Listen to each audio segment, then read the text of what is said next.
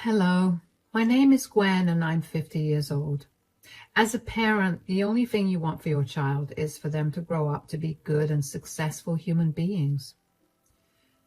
That's what I wanted for my son too, but I found out in the most horrific way that my son was a monster.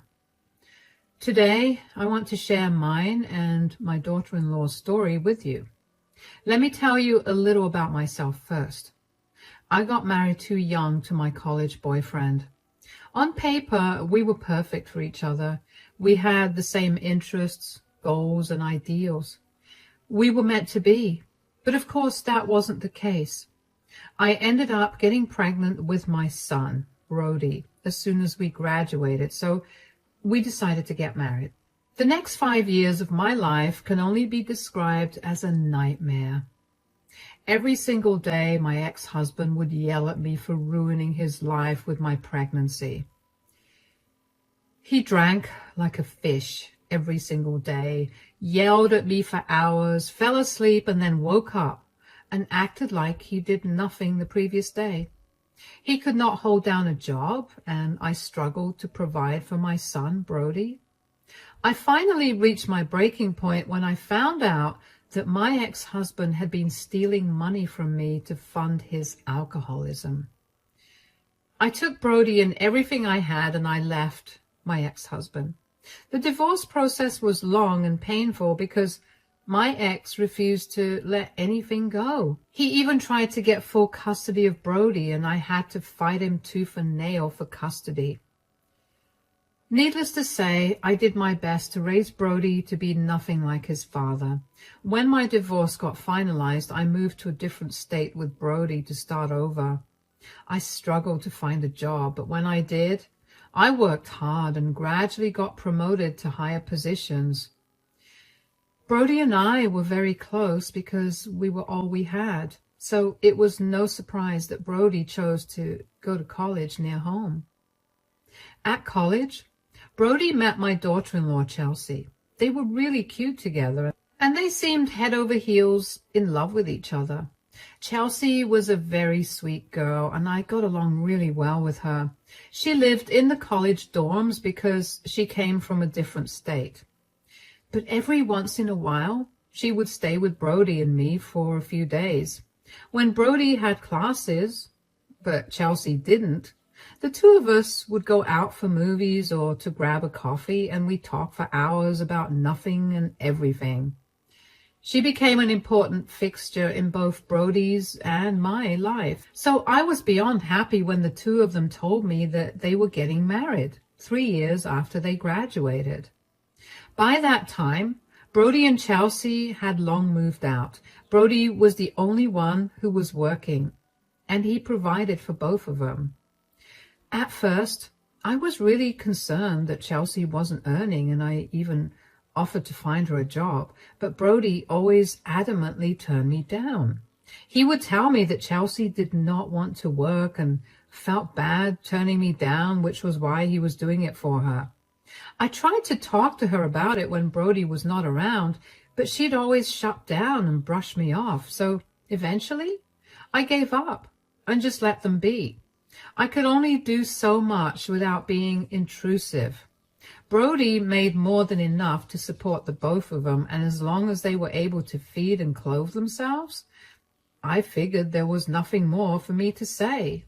Around 2 years into their marriage, Brody began to travel for work. He'd be gone for anywhere between a week to 2 months for these trips. Coincidentally, during these trips, along with not seeing Brody, I also would not see Chelsea.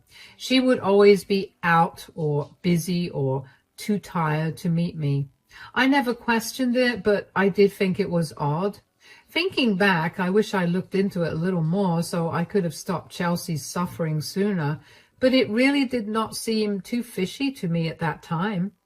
I was also busy at work, and I just figured that Chelsea was enjoying her alone time at home. Anyway, one time, Brody had to go to another state for a month because he had some important clients to meet or something. And I decided to pay Chelsea a surprise visit. It had been a little over 3 weeks since Brody left for his trip. But I was free that day and I wanted to spend some time with her. When she opened the door, I was shocked to see her looking so different. She looked malnourished and like she was sick. I tried to act normal so she would at least let me in the house and then brought it up with her. "Oh, hello, Gwen. Is something wrong? I hope everything's all right." "Yeah, everything's fine. I just thought I'd swing by to spend some time with you because Brody's away. I thought that you'd be alone at home, so you'd appreciate some company." "Thank you. That's really nice of you. Come in. I don't mean to sound rude or offensive, but are you okay?" "Yeah, of course. Why wouldn't I be okay?" "You look really frail and sick. Is everything okay?" "I'm fine." "Should we go to the doctor to make sure you're fine? Because trust me, you really don't look like you are." "Gwen, I really appreciate your concern, but I promise you I'm fine. There's no need to go to the doctor." "But I just haven't eaten in 3 days. That's why I look like this." "What? Why?" "Well, it's the end of the month, so of course this was going to happen. I tried to ration out my allowance, but I couldn't." "What are you talking about? Allowance?" "Yeah, when Brody left, he set me a monthly allowance." "That's insane. What is your allowance?" $100 a month." "What? That's not a livable allowance. Was Brody out of his mind?" "I don't know, but this is what it's usually like whenever he leaves me for extended periods of time." "Is there a reason for this? Any financial issues that I don't know of?" "We're actually doing great. I don't have a history of overspending at all or spending in secret. Brody's very paranoid about money, so he doesn't let me touch any of the money he earns. I don't know why he sets an allowance for me, but I stopped fighting him on it a long time ago. Usually he gives me just enough allowance, so I don't know why this time. Sweetie, this is not normal at all. $100 is not even enough for the week in this economy. Did he not let you at least stock up the pantry and the fridge with essentials?" "No, he usually does the grocery shopping because he doesn't trust me with money." "What? Okay, you know what? We're going to get you some food and then go grocery shopping so you have enough for the next few days, right now." "I don't have any money. I really don't want you to spend any money on me. Brody would not be happy." "Who cares about what he thinks? You look like you're about to faint any second. Let's go." I tried my best to not show Chelsea that I was angry, but on the inside, I was seething. How in the world could Brody give Chelsea such a small allowance? On the way to the restaurant, I asked Chelsea if she tried contacting Brody to ask for more money, and she told me she did, but Brody always blocked her number when he traveled so she wouldn't bother him. I was flabbergasted. Did Brody not care about her at all? $100 barely covered vegetables and some meat, and that would never last past a week. When we got to the restaurant, Chelsea was hesitant to order food at first, but I insisted, and when her food arrived, she ate like a madman. It's only made me feel angrier at Brody. I had raised him to be kind-hearted, and I couldn't help but feel like a failure for not raising him well enough. I couldn't help but wonder when he had suddenly turned into this monster of a man. It stung even more that I praised him so much when in reality he was a horrible person. And even though Chelsea and I were close, I had never been a safe space for her to vent about Brody. I made up my mind at that point to help Chelsea get out of her relationship with Brody and make Brody suffer. I had done enough damage, and the only way to redeem myself was to make sure that Chelsea was taken care of, and Brody regretted everything he'd done to her. When Chelsea was done eating, she looked at me and sheepishly apologized. "I'm so sorry I ate like an animal. I just haven't eaten in a while." "Please, honey, you have nothing to apologize for. The only person who should be apologizing is my idiotic son." Good luck getting an apology out of him. Brody doesn't think he could ever be wrong. Since when has this been going on? Brody has always been the sweetest, kindest person. Since when has he become a monster? I don't know about the sweetest or the kindest, but Brody has been like this for a long time, even from before we were married. Really? Wait, why did you get married to him if you knew that this was how he was?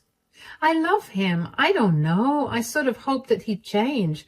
I thought he was just being immature, but I guess that was not the case. When did he start controlling the finances? And does he have anything to do with you not working? Oh, yeah. He forced me to quit my job. He told me that I had no reason to work and threatened to leave me if I continued to work. I didn't want that to happen, so I did what he asked me to do. Oh, sweetie. And he's very possessive of his money. He won't spend more than he wants to on me, but he'll spend hundreds of dollars on his video games. Have you talked to him about this? Of course. But every single time he's told me that I could spend money on whatever I wanted if I earned money. But he won't let me work, so I just had to deal with his unfair treatment of me. I can't understand why he's being this way, but even more than that, I can't believe you stuck with him for so long. Well, I haven't worked since I graduated college, and now I don't think I'll ever be able to get a job if I leave Brody. I'll have no way to get an apartment or money to go back to my family. I'm literally stuck with him. If you had the chance to leave him, as in every one of your worries would not exist because you had the resources, would you leave Brody? Absolutely. I'm tired of living like this. I have no friends because I have no money to go out. Brody only buys the most essential food ingredients for a month for me to cook my meals, while he eats out every day. I can't buy myself anything without begging him for the money for it. The other day, I asked him if I could buy some new undergarments, and he fought me on it for an entire hour before giving me the exact amount of money the undergarments cost.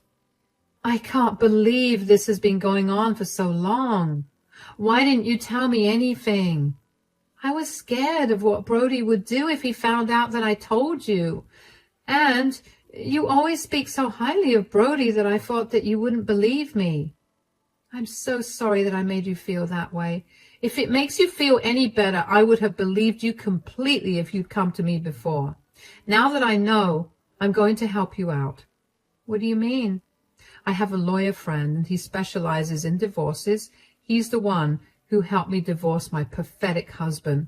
We'll get you away from Brody. You don't have to worry about a place to stay because I'll get you all set up. Really? You would do that for me? But why? Because, honey, you're a wonderful girl. You deserve so much better than my disgusting son. Consider this an apology from my side for you having to deal with him. You may not be related to me by blood, but you're still my daughter, and I will make sure that you live a better life than you're living right now. Thank you so much. I don't know how else to thank you. Just get out of this relationship and live a happier life. I promise I will. I was shocked to hear about how controlling Brody had been, and even more shocked to find out that this had been the case since the start of his relationship with Chelsea. I felt so bad that she had just dealt with his nastiness, but I also understood why she did. She was in a new place, and Brody was the only person she was the closest to. Leaving the one person you knew in a place that was foreign to you was not an easy thing to do. I was glad that she opened up to me because I was going to make sure that she got out of that relationship. After I bought some groceries for Chelsea, I dropped her off at home. When I got back home, I immediately called my lawyer from when I got divorced, and he referred me to his friend who worked in my city. I had to work fast because Brody was going to be back in a week, and I wanted Chelsea to be safe. I contacted the lawyer that was referred to me. His name is Harris, and we set up a meeting for the next day. I informed Chelsea about it and assured her once again that I would help her out after she divorced Brody. There was no way that I wasn't going to help her out. She was an amazing girl, and she deserved a lot better than my disgusting son. I wanted to call Brody and yell at him for everything he'd done to Chelsea, but I decided to let the law do its job. The next day, Chelsea and I met Harris, who immediately filed for an emergency protective order against Brody. He explained to us that what Brody had been doing was legally considered financial abuse, and so Chelsea needed to get out so that Brody did not hurt or harm her in any way during the divorce process. It took Harris 2 days to get the protective order. I was worried that the judge would not grant it, but Chelsea had provided more than enough proof of Brody's abuse, and I also gave my testimony about how I'd found Chelsea after almost a month of living on the tiny allowance that Brody had given her. All of that worked in favor of Chelsea, and the judge immediately granted her the protective order. Aside from that, I also helped Chelsea find an apartment that she liked. I paid for the entire thing along with a year's rent so that she wouldn't have to worry about it while she had the divorce process going on. I used my connections to help her get a job and also encouraged her to pursue a master's degree. Finally, on the day that Brody was supposed to arrive, I told Chelsea to stay at my place. She couldn't move into her new apartment until the start of the next month, so I offered to let her stay with me until Brody left. Then Harris and I waited for Brody at his place. When Brody walked into the house, he called out for Chelsea, but when he heard no reply, he came towards the living room where he found Harris and me. "Mom, what are you doing here? And who's this? Where's Chelsea?"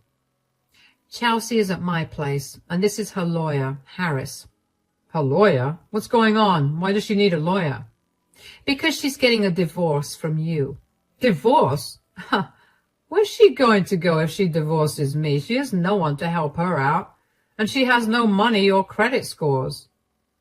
"So, you admit that you've been financially abusing her for years?" "I wouldn't call that abuse. I've read way too many horror stories of men whose wives left them bankrupt because of their spending habits, and I was not going to let that happen to me." "Sure, but giving Chelsea $100 allowance for a month? You don't think that's abusive at all?" "There are people out there that are making it on that amount for 2 months. I was trying to teach Chelsea how to be careful with spending." "That's not teaching her how to spend her money at all. That's just severely restricting her. The people who make it on that amount do it because they have no other way to live. You make $150,000 a year, and you don't spend even a quarter of it on Chelsea, and you don't let her work either. That is literally the legal definition of financial abuse." "So what now?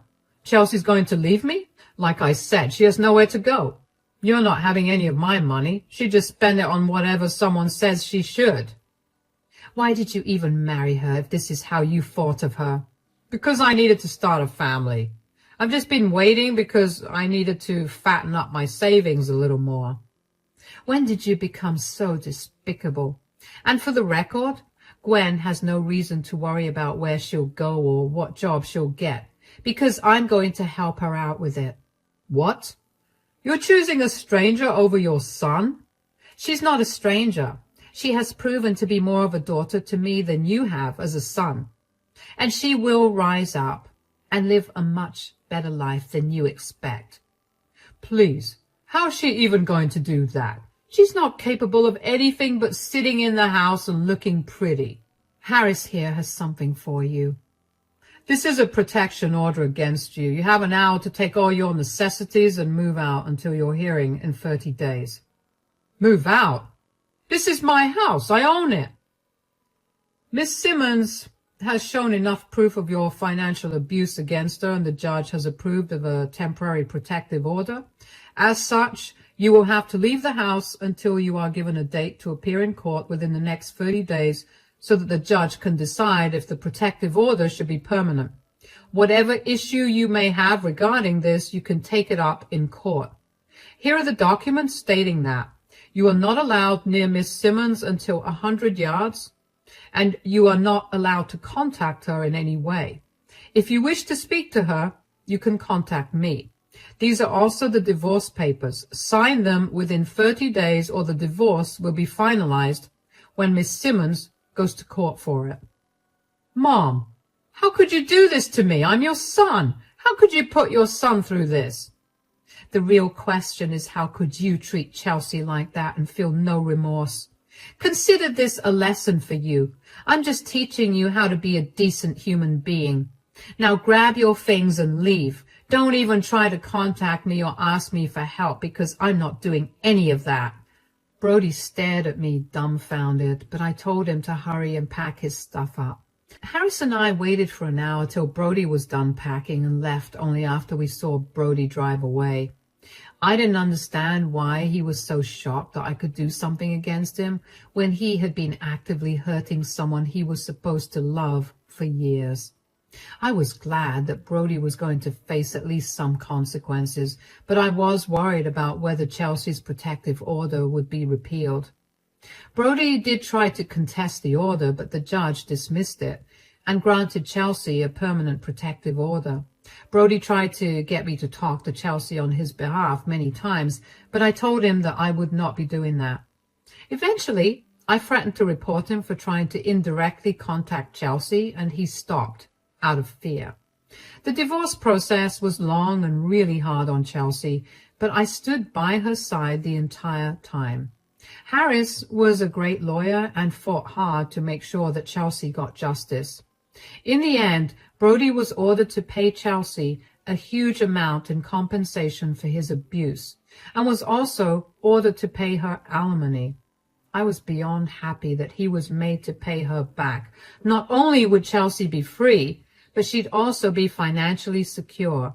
She could do all the things she never got to do without having to beg for it. When Chelsea's divorce was finalized, both of us cried with joy and celebrated with dinner at Chelsea's favorite restaurant. About a week after the divorce was finalized and the court orders were made, I was at home when I heard my doorbell ring several times. I instinctively knew that it was Brody standing at the door. I contemplated not answering the door, but eventually did, because I was curious about what he wanted to say. "What are you doing here? I told you that I was not going to help you out at all." "Why did you do this to me? Do you know how much money I've lost in all of this? Do you have any idea about how much money I've had to give Chelsea as compensation, as well as alimony? Why did you choose to ruin my life? You are not only being stingy with your money, but you are also making Chelsea's life miserable. You did not let her work since she graduated college. You threatened to leave her multiple times. You isolated her from her family by forcing her to stay here. Why would I not want you to suffer right now?" "Oh, what? So it's a crime that I loved her and wanted her to be with me?" "That was not a crime. The crime was you purposely making her dependent on you both financially and emotionally, and then taking away her access to everything." "I told you that was not what I was trying to do. Did you even stop to think for a second that she was making this whole thing up? Did you or did you not give her a budget of $100 for the month when we were away?" "Yes, but that was only one time." "Lies. Chelsea showed us receipts of you sending her less than the minimum amount needed to survive for whatever time you were away." "I told you this was just my way of teaching her to be financially responsible. I was not abusing her." "Do you even know how I found her?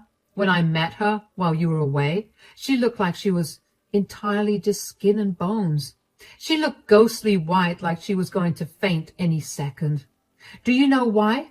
Because she had no money for 3 days to buy herself food. She didn't eat for 3 days, and that was after she rationed out the money for the month.